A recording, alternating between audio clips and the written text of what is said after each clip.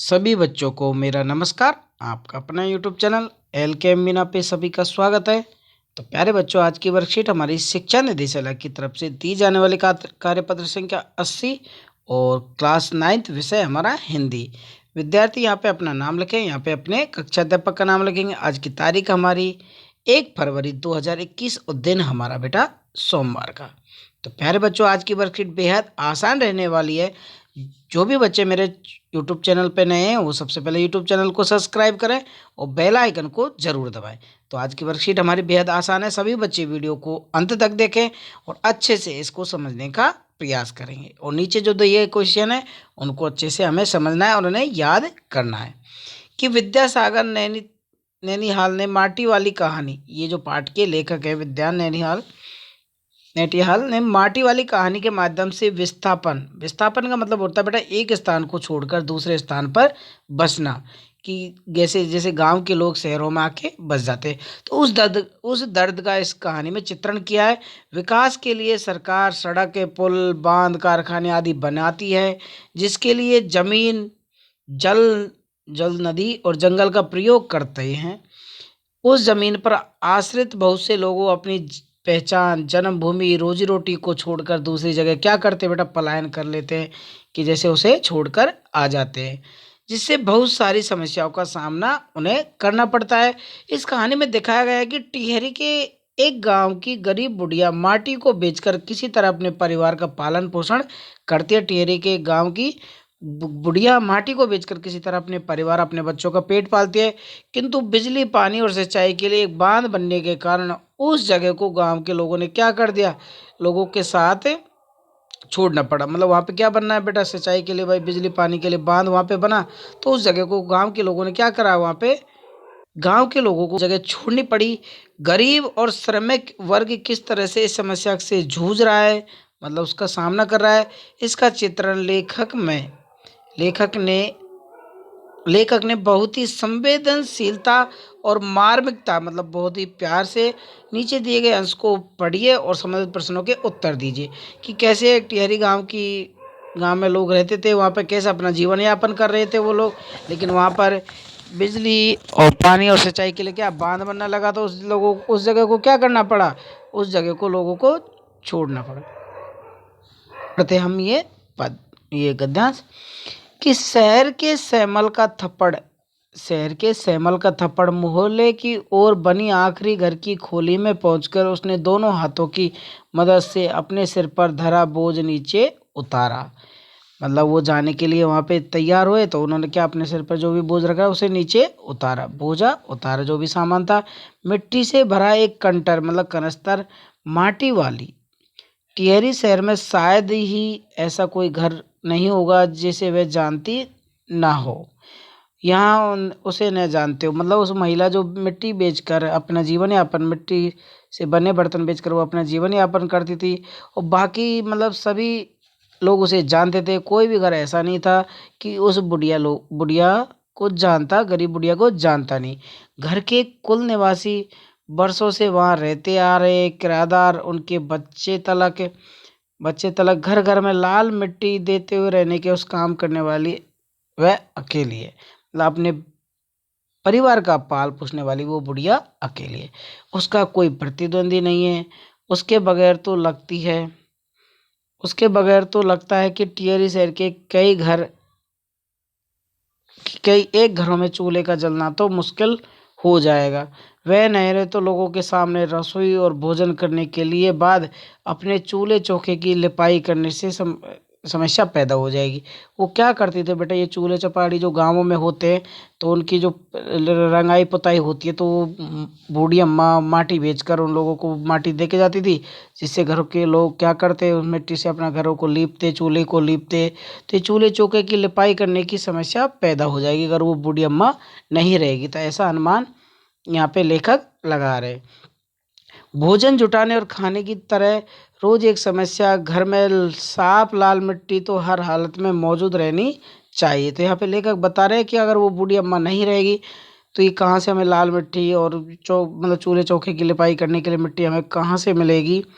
चूल्हे चौकों को लीपने के अलावा साल 2 साल में मकान के कमरों दीवारों की गोबर लिपाई करने के लिए लाल मिट्टी की ज़रूरत पड़ती है।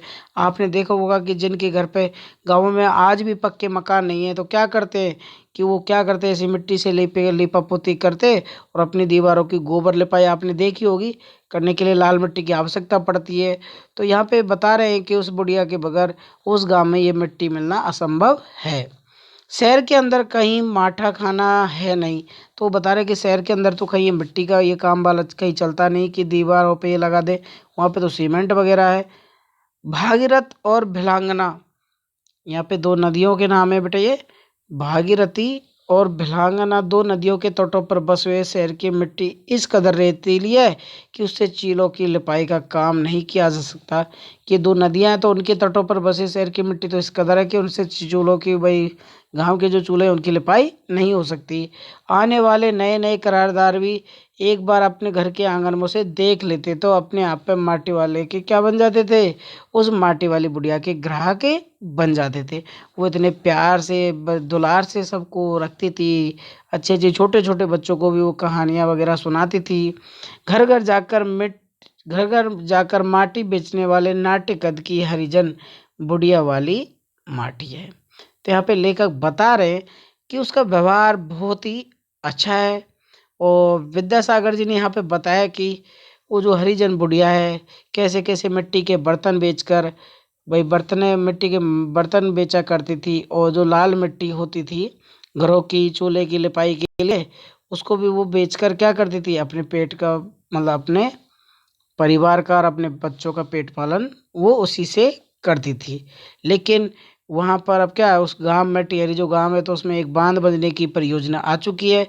तो अब उन लोगों को क्या करना है, वो गांव छोड़ के जाना पड़ रहा है। ओके बेटा, तो हमने इसमें पढ़ा, तो इसमें बड़ी मार्मिकता और संवेदनशीलता उस मीडिया के प्रति लेखक ने बताई है लोगों की। इस पाठ के लेखक कौन है, तो यहाँ पे आपने पढ़ाई है कि विद्यासागर नौटियाल। ओके बेटा, माटी वाली कहाँ रहती थी, आपको पता है टिहरी गांव में वो रहती थी। इसके आंसर हम करेंगे आगे, अभी मोटा मोटा। माटी वाली क्या काम करती थी, मिट्टी बेचने का। आपके विचार से मिट्टी का क्या क्या उपयोग हो सकता है, तो ऐसा आपने देखा ना, चूल्हा चौकी दीवारों की रंगाई पताई, तो ये सब कार्य होते थे। माटी वाली की तरह जंगल और मिट्टी पर जीविका वाले लोगों के बारे में बताइए। जहाँ आप जीवन भर रहते आए, क्या किसी कारण वो जगह छोड़नी पड़ेगा तो आपको कैसा महसूस होगा बेटा, इस सब का आपका अपने शब्दों में आंसर देना है। किराएदार भी एक बार घर आंगन में उसे देख लेते तो अपने अपने आप माटी वाले के क्या बन जाते थे, ग्राहक बन जाते थे। आपके विचार से ऐसा क्यों था, तो बेटा इनका आंसर आप अच्छे से करेंगे और अपने अपने मन से भी इनका आंसर दे सकते हैं। इस वर्कशीट में छाट के भी आप आंसर देखते हैं, ठीक है। तो चलिए इनका करते हैं आंसर। इस पाठ के लेखक हमारे थे विद्यासागर नौटियाल, पहले का।